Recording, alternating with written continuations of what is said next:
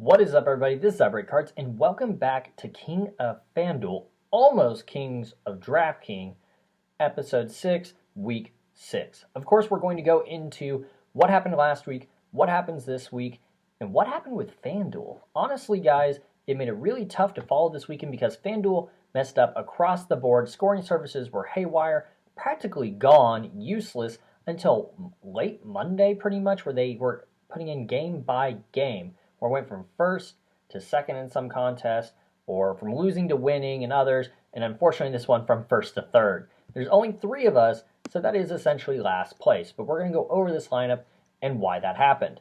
Right now, I am last in points in our league, but I am second, and wins are the only thing that matters. So we're going to go into this. Brett once again won this week, always seems to know what to do, and looking at these, I kick myself every time because some of his selections were pretty good. Some of mine were pretty good as well, but ultimately what cost me is right down below, and you'll see it in a second.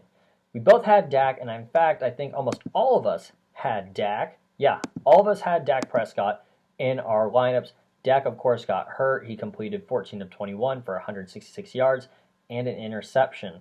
We all hope, of course, that he gets better soon. We don't know, at least I don't know right now, if it is season ending or what his injury is per se, but he did have ankle surgery the night that he got hurt, so we wish him the very best in a speedy recovery. Going down into our running backs, Josh Jacobs, easy pick for me to make. Almost any team with a good or decent running back, I'm going to put them in against Kansas City. They are my team. I love my team. I love the players on my team, but their defense is trash right now. Let's be real. Allowing the Raiders to score so many points, I think into the 40s, if I remember correctly. It's been almost a week now, and I'm recording this on Thursday because contests are supposed to open on Wednesday, but they opened on Thursday. So I'm trying to get this video out as soon as possible to you guys. 22 carries, 77 yards, and 2 touchdowns. Not to mention he had 2 receptions for 8 yards as well, which only gives him another 2 points, but still, easy pick. Over on the side, he has James Robinson, who did fumble for Jacksonville. Mike Davis, great player. He's like Christian McCaffrey. He's a great backup for Christian McCaffrey. They use him the same way as Christian McCaffrey. The amount of opportunities he gets every game, he might as well be Christian McCaffrey. 89 running yards, a receiving touchdown, 9 receptions, and 60 receiving yards. He's just trending upwards right now, guys. And he's a great player to put on your team, and you'll see him. I have him in this week's lineup as well. Clyde Edwards-Helaire was a very bad pick by me, and I'm kind of going to start shying away from picking him in my lineups for a couple reasons. One, rumor is right now the Chiefs are one of 3 teams interested in getting Le'Veon Bell. No one was interested in trading anything for him. He's now a free agent. If we sign him, I want to see a split backfield with Edwards-Helaire and Bell from his days where he was just an elite running back. He hasn't been elite with the Jets, therefore he hasn't been elite to me in years. But Clyde Edwards-Helaire, 10 carries for 40 yards, 3 receptions for 40 yards. The receptions are really what helped him here, obviously, but when you're averaging 4 yards on the run, it's not great, and I haven't been impressed by him since, honestly, week 1 when we ran the ball like 20 times. It was crazy. Going down, he had Tyreek, I had CeeDee Lamb. I almost put Tyreek in my lineup, and I'm kind of glad I didn't because he had a long touchdown that just didn't count. There was a offsides on us or a false start on us, and we thought we had a free play. Mahomes dialed up a great pass. He was double-teamed, caught it over the shoulder, touchdown. Doesn't matter. Offsides. CeeDee Lamb was far less, 8 receptions, 124 yards, no touchdowns. 2 of us did have CeeDee Lamb, but it was not Brett. It was me and, of course, our other guy in our league, which has been doing really well, and I, of course, want to give a shout-out to him every now and again as well. So I did save some money on CeeDee Lamb. Watkins and Kupp. I'm sure Watkins was a lot less than Kupp. Kupp had 66 yards. Watkins only had 24, but he did have a touchdown. Went and pulled something in his lower leg. I don't know what he has, but it sounds like right now he could be out 3 weeks to a month, so I do wish him a speedy recovery as well. And then you can see I'm missing a 3rd wide receiver, which is entirely my fault. Yes, the lineup was submitted. Yes, it worked, but we had games moved, and I did not think I had players in there that had games that had been moved. Therefore, I lost out on what could have been 10, 20 points. Could have moved me into second. Second doesn't get anything in our league. Only first place does.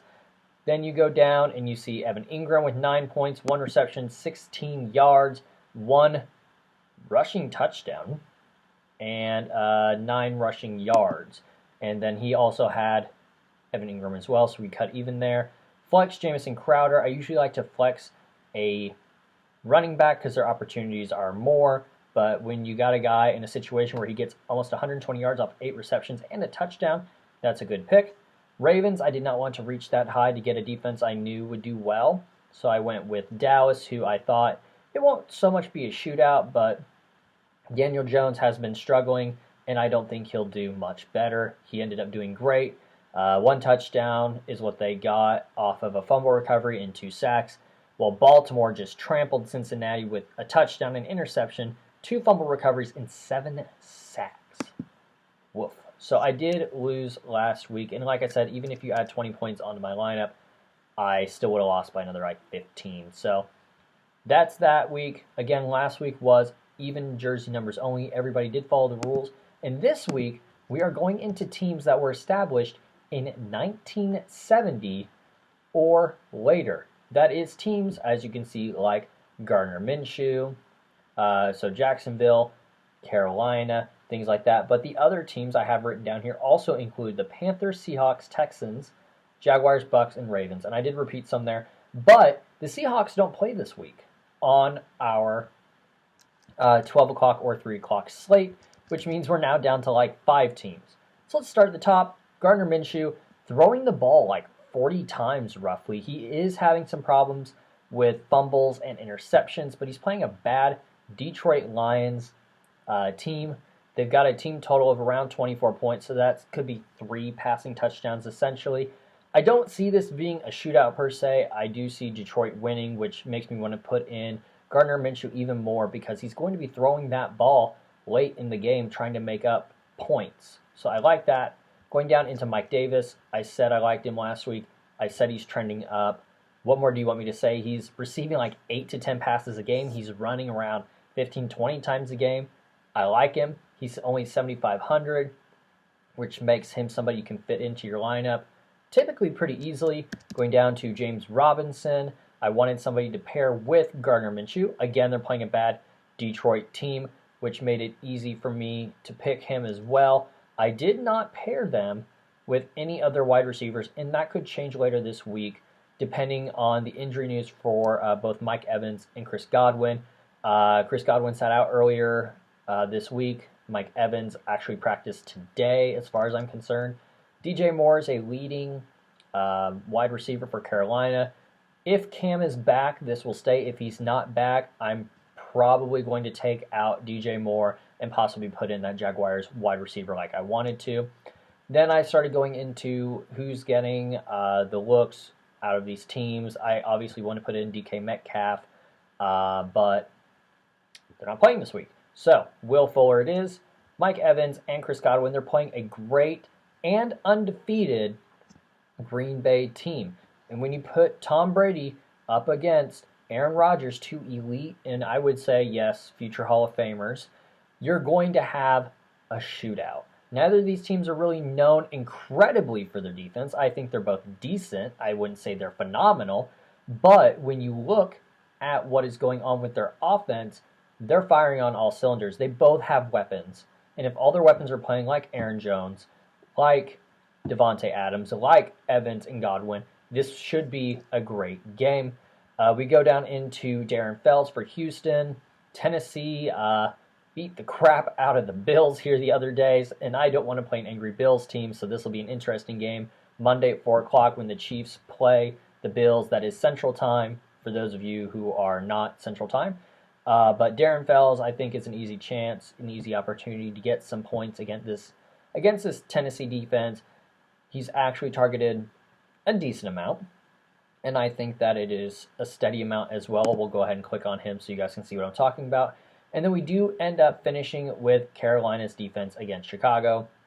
Defense is always one of the things I usually choose first. In this case, it was one of the last things I chose. And you guys can see right here, He's not getting targeted a ton, but when he's getting targeted, he's getting a couple points, and he does have some upside against, like I said, this Tennessee Titans defense who ranks second in the pass. But when you got to choose somebody who's going to get you a couple points, and you got to have a tight end from one of like 5 teams, you're going to choose a very well-known one, and you're also going to choose one who isn't a Jaguar because we're essentially done picking Jaguars players. But that is it for this week, guys. Thank you so much for watching. Of course, this is always subject to change as the week goes on and injury news comes out. Thank you for watching. Best of luck to you guys this week. Tomorrow's video will be showing you a PSA submission, so I hope you guys do enjoy that. There's some huge cards coming back. Thank you for always just watching. Don't forget to like and subscribe, and I'll talk to you all later.